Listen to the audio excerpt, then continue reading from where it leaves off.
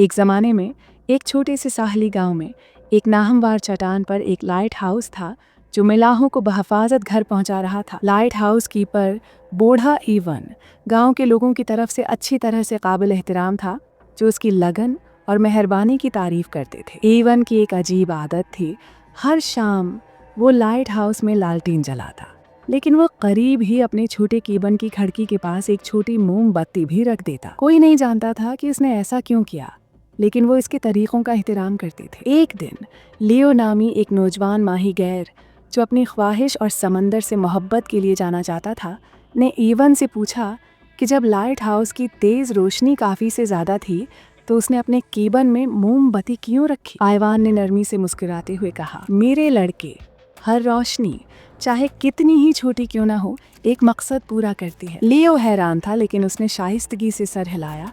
बूढ़े आदमी की बातों को पूरी तरह से नहीं समझा। इस शाम उसने देखा कि ईवन के कीबन की खिड़की में छोटी शाला टमटमा रही थी जब लाइट हाउस की शुआ तारीक लहरों पर चमक रही थी। साल गुजर गए और एक खौफनाक तूफानी रात हवा जोर से चलाई और लहरें बड़ी ताकत के साथ चट्टान से टकरा गईं। तूफान इतना शदीद था कि उसने लाइट हाउस की लालटीन को बुझा दिया, जिससे साहिल तारीकी में डूबा हुआ था। देहाती घबरा गए, ये जानते हुए कि कश्तियों को बहफाजत रहनुमाई के लिए रोशनी कितनी ज़रूरी है। घबरा कर वो ईवन के कीबन की तरफ भागे, इस उम्मीद में कि वो जान हो गई होगी, लेगा कि उसे क्या करना है। सबकी हैरत की बात, लियो सबसे पहले पहुंचने वाला था। अपने दिल में ईवन की बरसों की हिकमत के साथ इसने सुकून से ईवन की खिड़की से छोटी मोमबत्ती ली और कहा, हर रोशनी का एक मकसद होता है। अगर लाइट हाउस लालटेन खत्म हो जाए तो ये छोटी सी शाला रहनुमाई में मदद कर सकती है। देहातियों ने मोमबत्ती को पहाड़ के किनारे पकड़कर मोड़ लिया। अगरच्चा ये छोटा था, छोटा शाला तूफान के खिलाफ बहादुरी से टमटमाने में कामयाब हो गया।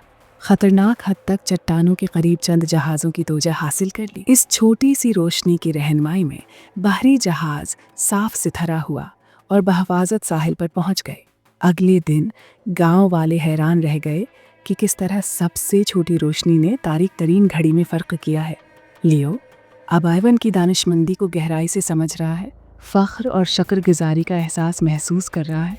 उसने महसूस किया कि एहसान, हिम्मत या रहनुमाई के छोटे से छोटे काम भी दुनिया में फ़र्क पैदा कर सकते हैं। कोई रोशनी फ़र्क करने के लिए इतनी छोटी नहीं है। ज़िंदगी में छोटे से छोटे इशारे और अमाल भी दूसरों की रहनुमाई और इन तरीक़ों से बचा सकते हैं जिनकी हम कभी तवक्का नहीं कर सकते हैं। सब्सक्राइब करें, लाइक और शेयर करें।